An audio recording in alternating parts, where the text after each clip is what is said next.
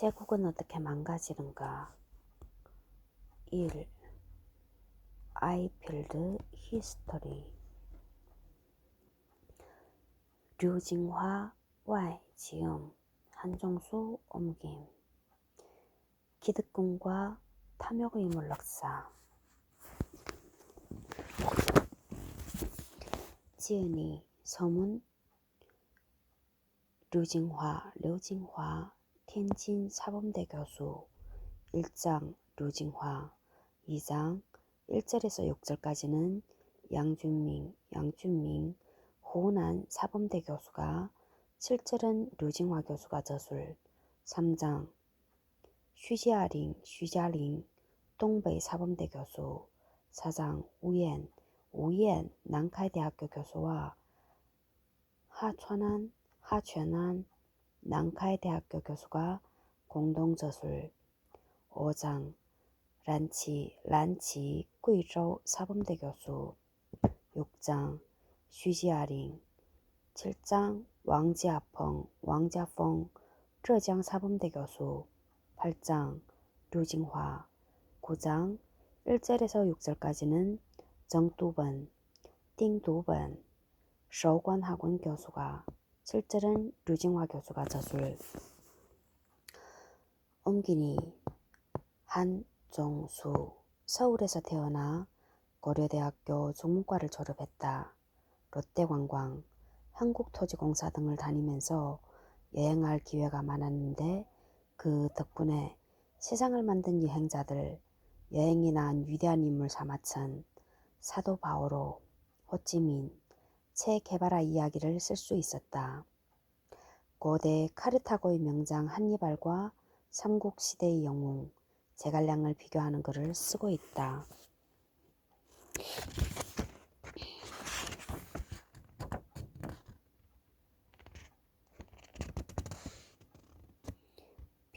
변금연님께 늘 감사합니다. 한종쇼 2024년 2월 17일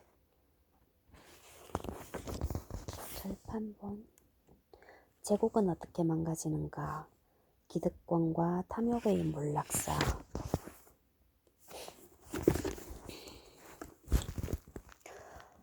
노예도 예농도 자유농민도 주된 생산자를 할 수 없었다. 하지만 다른 생산계급이 나타나지 않았다. 로마 제국은 재화를 창출하는 생산계급에 심각한 문제가 발생한 탓에 제국의 문을 닫아야 했다. 제2장 지중해의 패자 로마의 쇠망 중에서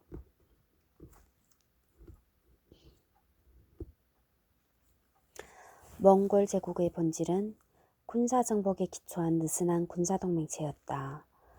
통일된 정치제도도 없고 경제와 문화 기반도 취약했다. 강력한 군사력으로 체제를 어느 정도 유지할 수 있었지만 대외정복이 중단되자 분열하고 말았다. 제5장 유목민족의 초강대국 몽골 중에서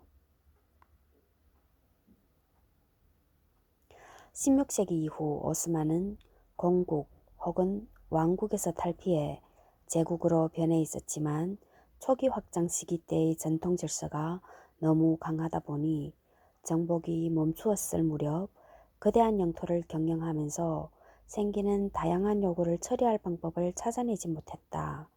제6장 악정고투의 오스만 제국 중에서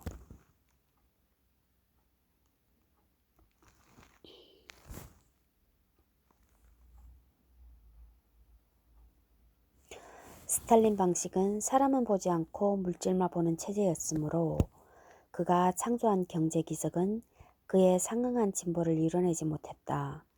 돌격대식 운동은 계속됐지만 노동자의 사정은 개선되지 않았다. 그들의 신분은 국가기관에 고용된 존재에 불과해 노동자의 능동성과 창조력을 고사시키고 말았다. 제9장 붉은 대국 소련 중에서 갑 22,000원 0390097889994 6200-2 ISBN 978-89-94620-02-2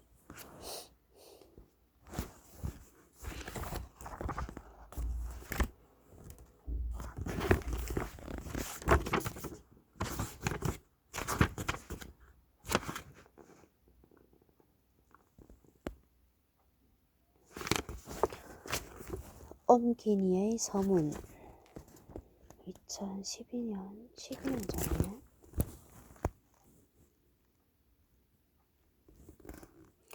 유일한 초강대국인 미국이 쇠퇴하면서 중국이 이를 대신할 것이라는 전망이 점차 힘을 얻고 있습니다. 물론 이에 대한 반론도 거세지만 최소한 바로 이웃에 있는 우리나라에게 중국이란 대국은 아니면 말고라는 식으로 외면할 수 없는 존재인 것만은 확실합니다. 그럼에도 수교한 지 20년이 지났으나 92년부터니까 0212 딱 20년이네. 아직도 우리가 중국에 가지는 관심은 대북 문제를 제외하면 경제적 측면에 집중되어 있다는 점을 부정할 수 없습니다. 그래서인지 우리는 동북공정 같은 민족적으로 민감한 문제를 제외하면 중국이 세계를 어떻게 보고 있느냐에 대해서 거의 관심을 가지고 있지 않다고 해도 과언이 아닙니다. 그나마 대국굴기라는 다큐멘터리가 알려지면서 같은 제목의 책이 출판되었고 이를 계기로 중국인이 쓴 세계사에 관한 책들이 조금씩 우리에게 알려지기 시작했습니다. 이 책의 원제는 대국 쇠락지감大国衰落之间으로 대국 굴기 大国崛起 대국 부흥지로 大国复兴之路와 더불어 3부작을 이루고 있습니다. 대국 굴기와 마찬가지로 한 저자가 쓴 작품이 아니라 9개 나라의 역사를 잘 아는 전문가들이 모여서 썼기에 중국인의 세계관을 잘 살필 수 있는 작품이기도 합니다.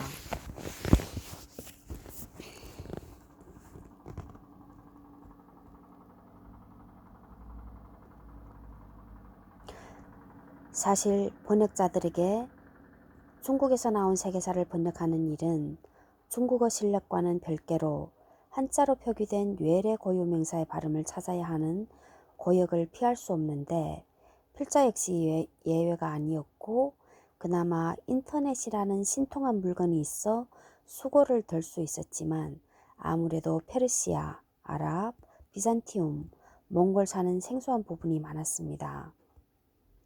이런 기술적인 문제 외에도 끌끄러운 점은 중국 특유의 역사관에 있습니다.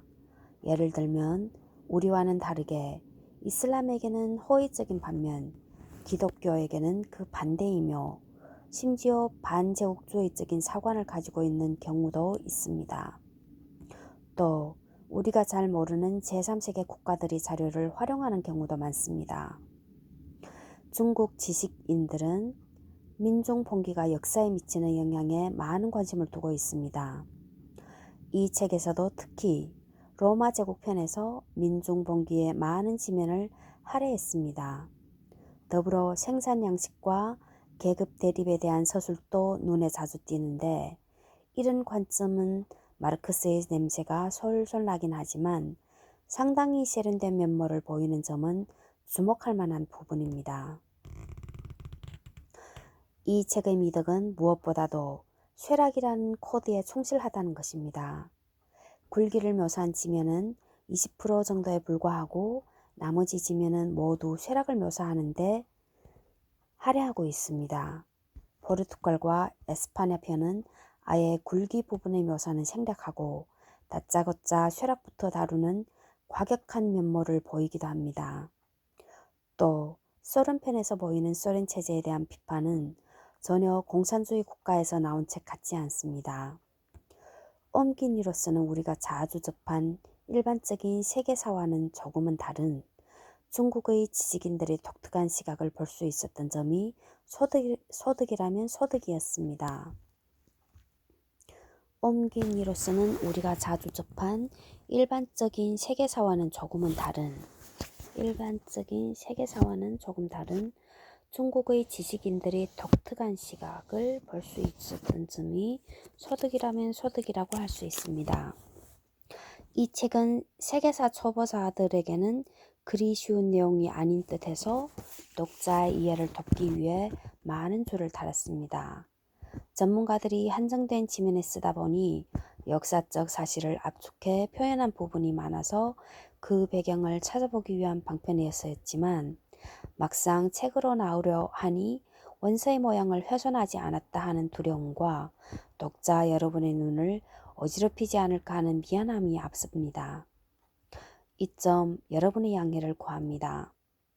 마지막으로 번역 원고가 예상보다 많이 늦어졌음에도 기다려준 도서출판 아이필드 관계자에게 고맙다는 말을 전합니다. 2012년 4월 옴기니 한종수.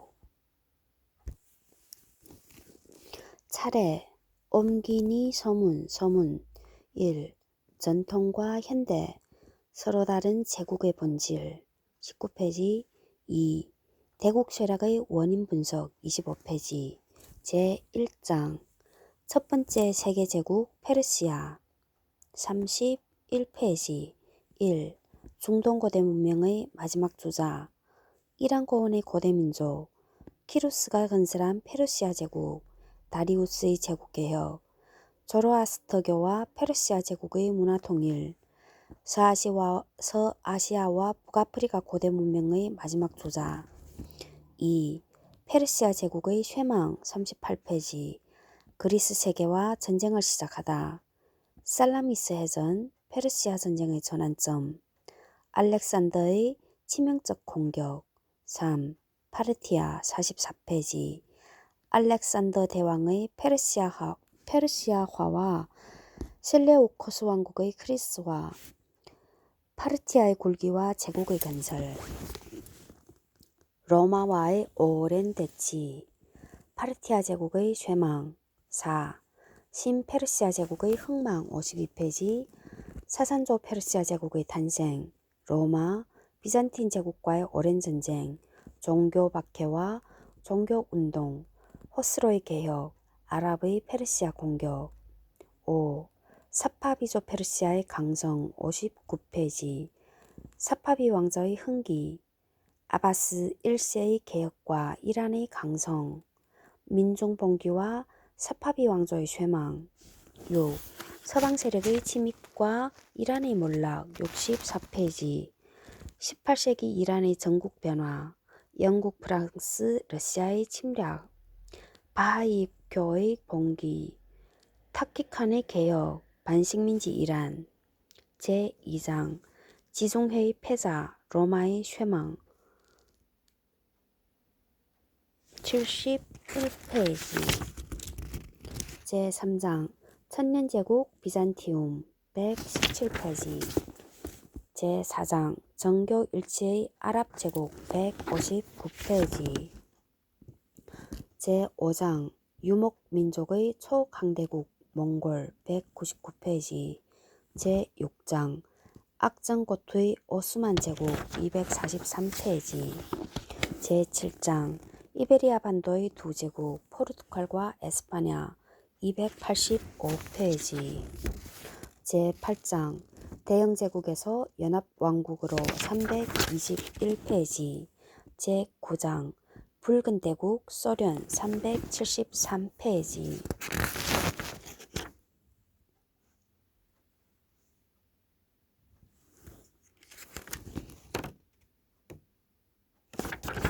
서문 대국이라 함은 세계적인 지위를 차지하고 그에 걸맞은 역할을 하는 나라를 말한다. 인류 문명의 역사는 길고 기복이 많았다. 그 역사의 무대에서 대국들은 빛나는 역할을 맡기도 하고 심금을 울리는 장면을 연출하기도 했다. 한순간의 불꽃으로 끝나 역사의 나그네로 사라진 나라가 있는가 하면 거대한 발자취를 남겨 감탄과 탄식을 자아내는 나라도 있었다. 어떤 역사학자는 대국의 등장과 소멸을 네가 퇴장하면 내가 등장한다라는 말 한마디로 간결하게 표현했다. 21세기 국제사회는 놀라울 정도로 변화무쌍하다. 정치와 경제에서는 게임의 룰을 정하지만 사회문화적으로 선도 역할을 하는 강대국이 별로 없는 시대가 온 것이다.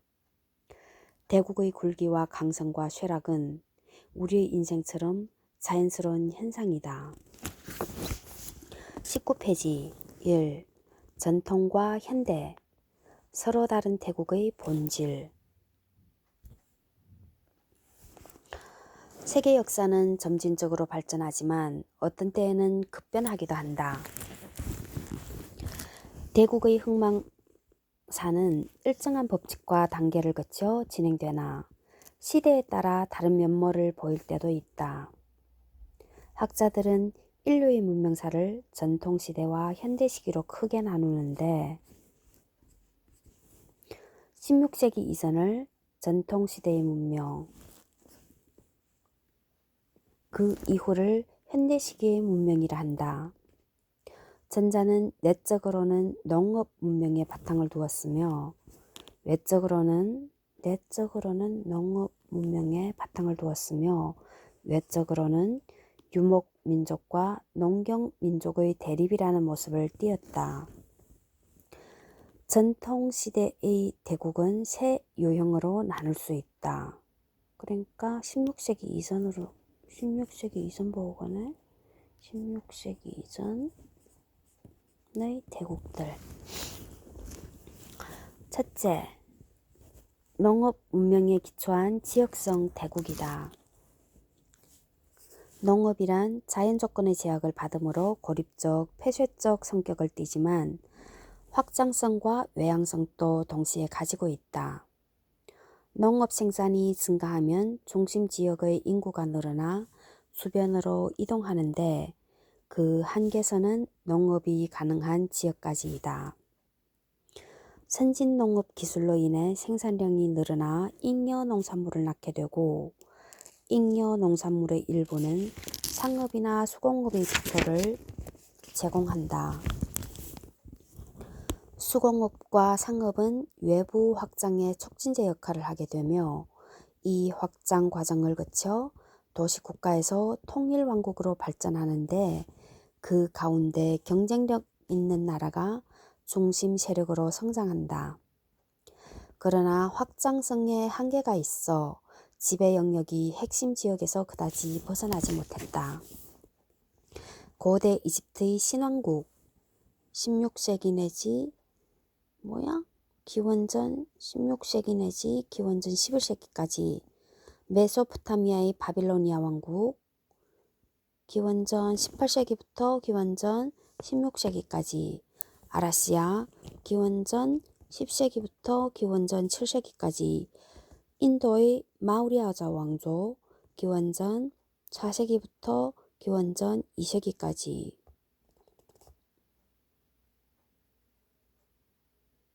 맞나? 모르겠다.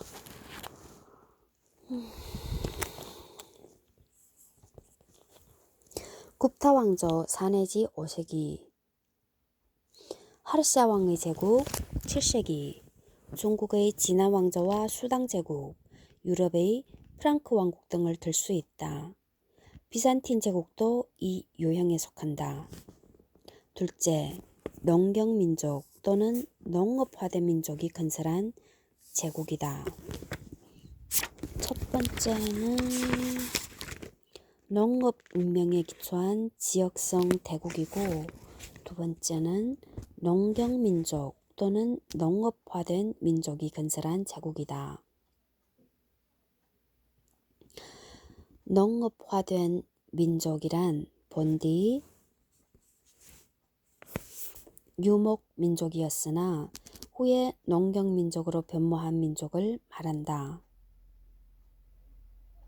농업 문명의 외곽지대에서 굴기한 이들은 유목민의 기동성과 선진 농업 기술을 겸비해 대외 정복에서 대단한 힘을 발휘했다. 소아시아의 히타이트는 기원전 16세기에서 기원전 12세기까지 철기를 사용한 최초의 민족이었다. 소아시아의 히타이트. 고대 페르시아 제국은 이란 고원에 살던 낙후한 원주민이 기원전 6세기에 굴기해 2세기 이상 새 대륙에서 제국을 유지했으며 아랍인들은 아라비아 본토에서 뛰쳐나와 아랍, 이슬람 세계를 만들었다. 고대 페르시아 제국은 이란 고원에 살던 낙후한 원주민이 기원전 6세기에 굴기해 2세기 이상 대륙에서 제국을 유지했으며 아랍인들은 아라비아 본토에서 뛰쳐나와 아랍, 이슬람 세계를 만들었다. 알렉산더의 제국과 로마 제국은 이 유형을 대표한다. 마케도니아 왕국은 그리스 변방에서 일어나 그리스 세계를 지배하고 10년간 원정을 통해 영토를 크게 늘림으로써 중동의 고대 문명이 그리스화되는 시대를 열었으며 거기가 중동에 속하지 않지 않아? 동유럽 아니야?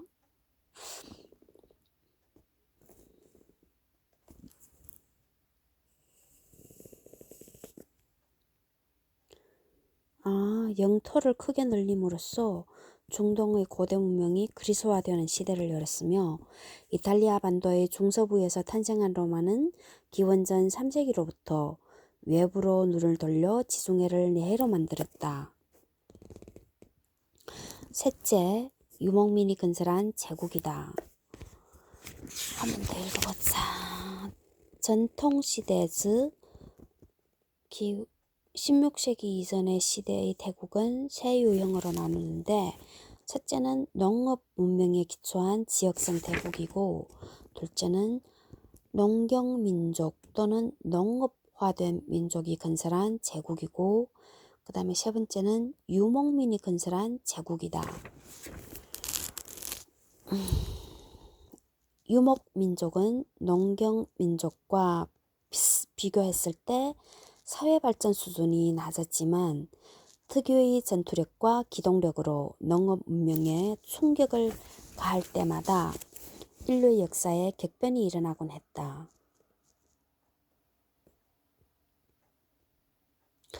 기원전 3세기 이란 동북부에서 굴기에 로마 제국과 수백 년간 맞선 파르티아나 기원전 1세기에 인도 서북부에서 탄생한 쿠시안 왕조는 유목민이 세운 나라였다. 유목민이 세운 나라는 하나는 기원전 1세기 인도 서북부에서 탄생한 쿠시안 왕조가 있고 그 다음에 또 하나는 기원전 3세기 이란 동북부에서 굴기에 로마 제국과 수백 년간 맞선 파르티아나 두 개. 또 13세기 몽골인은 유라시아 대륙을 휩쓸며 인류 역사상 최대의 판도를 자랑했고 최고의 유목 제국인 티무르 제국은 14세기 말과 15세기 초에 걸쳐 서아시아와 중앙아시아에서 군림했다.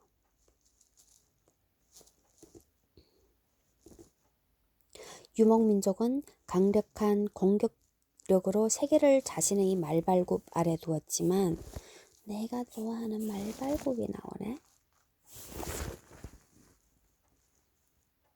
애군을 막아주고 행운을 가져다 주는 말발굽.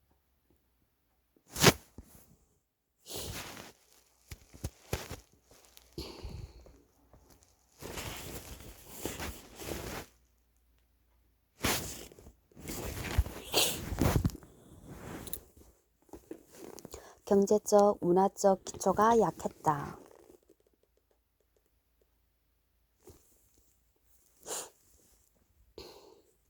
유목 민족의 지배층은 정복 지역의 대지주로 변신하는데 파르티아처럼 오래 지속되는 경우도 있지만 농업화를 거부하고 약탈만 자행하는 경우 수명이 짧았다. 티무르 제국의 좋은 예이다. 유목민족은 강력한 공격력으로 세계를 자신의 말발굽 아래 두었지만 경제적 문화적 기초가 약했다. 유목민족의 지배층은 정복지역의 대지수로 변신하는데 파르티아처럼 오래 지속되는 경우도 있지만 농업화를 거부하고 약탈만 자행하는 경우 수명이 짧았다. 수명이 짧은 이유는 농업화를 거부하고 약탈만 자행했기 때문에. 티무르 제국이 좋은 예이다.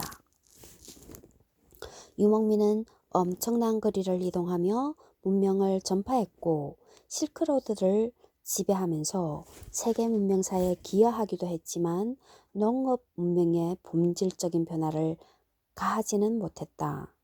15세기 이후 유목민이 던져준 충격은 사라지고 그들의 역사적 소임은 끝이 났다.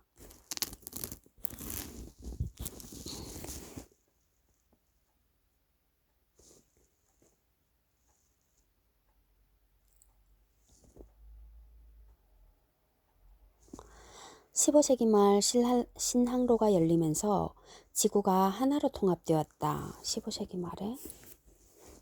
이때부터 서구 사회가 근대 문명 시대를 이끌게 되고 그 후 500년 동안 전 세계를 대상으로 패권 투쟁이 전개되었다.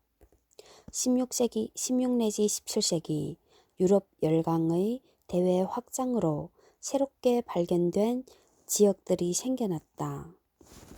새롭게 발견된 지역이란 동양을 보고 말하구나. 유럽 열강은 발견된 지역의 전통 대국들과 힘을 겨뤘다. 에스파냐, 포르투갈, 네덜란드가 그 선두에 섰다.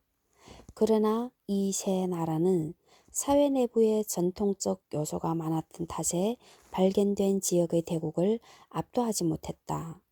아시아에 대한 침략은 해안가 일부 지역, 포르투갈이 정복한 고아나디우, 마카오, 네덜란드가 20여 년간 차지한 대만에 한정되었다. 세 나라는 사회 변화가 완만해서 후발주자들에게 자리를 내주게 된다. 식민지 건설에는 성공했지만 내부의 봉건성이 사회적 진보를 가로막았던 것이다.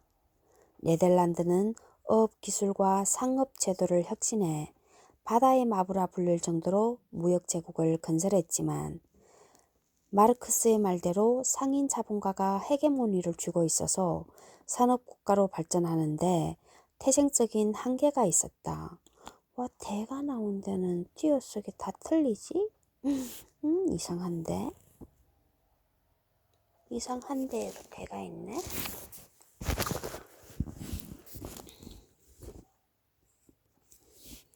산업혁명으로 영국에서 공장이 가동될 때 네덜란드는 투자 수익과 무역에 의지한 채 생산활동을 등한하는 가발 시대에 봉착해 있었다. 덩시엔하는 자파 시대에 봉착해 있었다. 18세기 말 반근대화된 유럽 열강이 오스만 제국, 무굴 제국, 사파비 페르시아, 청나라 같은 동방의 제국들과 대국들과 힘을 겨뤘다. 동방의 대국들은 축적된 전통의 힘으로 그 공격을 막아냈지만 이후 근대화에 성공한 열강의 공세 앞에서는 속수무책이었다. 영국과 프랑스는 16세기 말과 17세기 초에 근대 국가의 모습을 띠기 시작했다. 영국은 사회 저변에 뿌리를 내린 신흥 세력이 반세기에 걸쳐 국가 권력을 장악했고 프랑스의 경우 부르주아 계급이 혁명으로 봉건 왕조를 끌어내렸다. 두 나라는 신흥 계급이 사회 역량이 되어 전통 사회와는 다른 국가를 세우고 근대화를 주도했다. 영국은 경제대국, 기술대국이 되었으며 영국은 경제대국과 기술대국이 되었으며 프랑스도 빨리 산업국가로 변모했다. 두 나라는 대내적으로는 정치의 민주화라는 위협을 달성했지만 대외적으로는 침략을 통한 확장이라는 모습도 유감없이 보여주었다. 미국, 독일, 일본, 러시아는 근대화와 산업화가 이식되어 탄생한 나라였다. 미국은 독립전쟁에서 남북전쟁에 이르는 동안 수준 높은 민주제를 정착시켰다. 19세기 후반에는 생산량이 늘어나 일반인도 그 혜택을 누리게 되면서 신분제 사회가 소멸되었다. 독일은 소국들의 연합체에 불과했지만 1871년 통일을 달성한 후 2차 산업혁명을 통해 약진했다. 일본도 메이지 유신으로 사회개혁과 산업화에 성공해 근대 국가의 모습을 갖췄으며 러시아는 19세기에 들어서면서 광대한 영토를 획득했고 산업화에서도 부분적으로 성공했다. 그러나 미국을 제외한 독일, 일본, 러시아는 전통적인 요소가 강한 나라들이었다. 독일과 일본은 국가기구의 근대화, 민족의식 및 민족적 일체감 형성에는 성공했지만 제국적인 속성도 동시에 갖게 되었다. 러시아는 국정이 소수에게 집중된 탓에 계급 간의 대립, 민족 간의 충돌이 잦아 그 결과 세계 최초의 사회주의 국가로 탈바꿈했다. 두 차례의 산업혁명으로 서방 세계는 경제력과 기술력에서 우위를 확보했고 이런 우위를 바탕으로 아시아와 아프리카 침략에 나섰다. 그 과정에서 서방 세계 내의 구세력과 신세력, 서구와 비서구 간의 갈등이 빚어져 전쟁으로 이어졌다. 두 차례에 걸친 세계전쟁은 그 갈등이 최고조에 달한 것으로 20세기 전반기 국제정치의 전부나 마찬가지였다. 세계대전이 종식되자 서구 열강은 몰락하고 식민체제는 해체되었다. 단 미국만 예외였다. 유럽 열강은 두 가지 얼굴을 가지고 있었다. 본토는 민족국가였지만 본토와는 다른 성격의 식민제국을 만든 것이다. 대국은 보통 굴기, 강성, 쇠락의 단계를 거치지만 완전히 몰락한 후 부흥한 나라도 있다. 제2차 세계대전 후 유럽 열강이 다시 부흥하는 것이 이 경우에 속한다. 그러나 재기에는 성공했지만 과거와 같은 식민제국이 다시 출현할 가능성은 거의 없다. 열강이 좌우하는 세계 질서는 종말을 고했다. 아시아와 아프리카의 식민지들이 독립하면서 세계는 민족 국가들로 뒤덮이게 되었다. 민족 국가. 오늘날 강대국이 국제 정치를 주도하지만 약소국도 목소리를 내고 있다. 아무리 강대국이라 하더라도 국제 관계의 영향을 받는 세상이 된 것이다. 제2차 세계대전 이후 서구 세계의 중심은 유럽에서 미국으로 이동하고 소련은 사회주의 진영의 맹주가 되었다. 냉전 시대가 열리면서 두 초강대국이 경쟁했으나 냉전이 끝나자 세계는 다극화 시대로 접어들었다. 오늘날 유일무이한 초강대국 미국 역시 새로 부상하는 대국들의 도전을 받고 있다.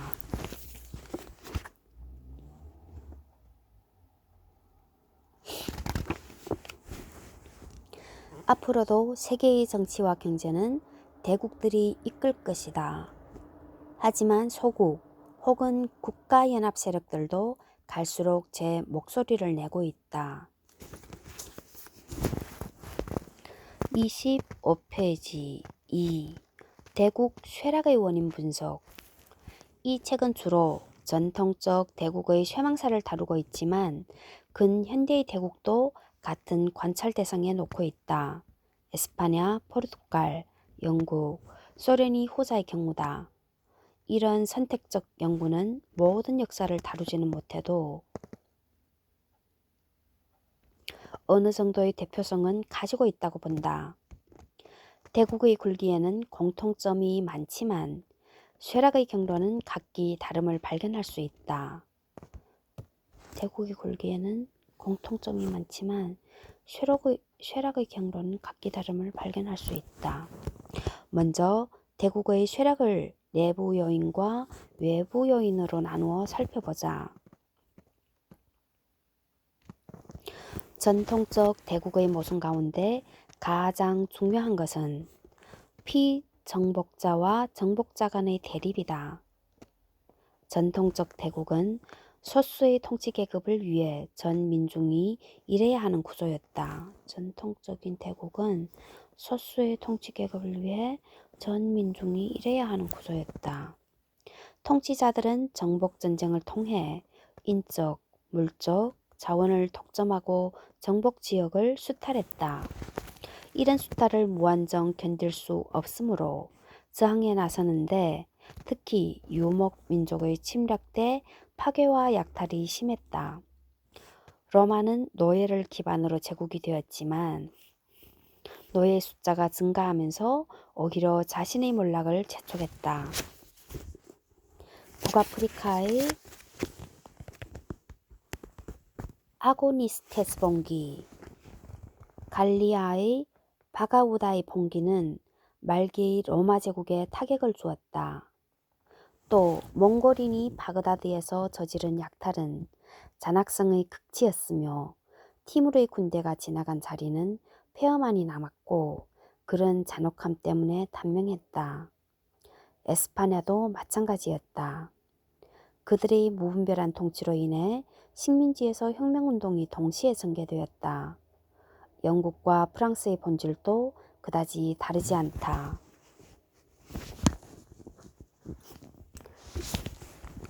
이질적인 문화를 지닌 민족을 다스린다는 것은 고도의 정치력이 필요한 일이다. 통일된 경제의 중심을 만드는 일도 마찬가지다. 페르시아 제국은 그리스를 공격할 때 200만 대군을 동원했지만 수십 가지 언어를 사용하다 보니 명령이 제대로 전달되지 않았다. 전통적 대국을 대표하는 로마 제국 역시 정복지역을 로마화하기 위해 노력하고 기독교를 국교로 삼아 문화적, 정신적 통일을 꾀했지만 분열과 쇠망을 막지 못했다. 피정복 지역에 대한 회유는 수위를 맞추기 어려우며 방관하면 원심력이 강해지게 된다. 파르티아가 좋은 예이다. 파르티아는 중앙의 권위를 인정받고 세금을 거두는 정도에 만족하다가 사산조 페르시아의 성장을 방치했다. 또 중앙에서 파견한 관리가 지방의 군사와 행정을 장악하면 자립할 토양이 되어 중앙의 구심력이 약해진다. 아랍 제국의 경우 전성기 때부터 분열이 일어났는데 그 주동 세력의 대부분은 중앙에서 파견된 관리나 장군이었다. 팽창 속도가 대단했던 몽골 제국은 영토가 너무 넓어 4개의 한국과 원나라로 분할해 통치했지만 각 지역마다 현지 사회화의 모순을 피해갈 수 없었다.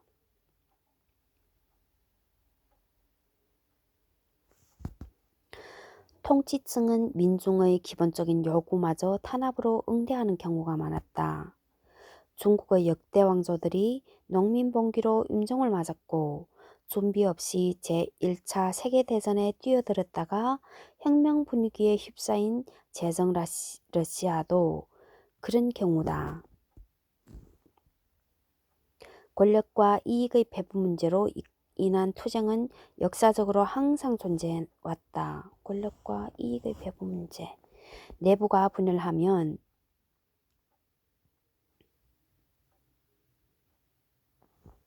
외적의 침입에 효과적으로 대응할 수 없는 것은 자명한 일이다.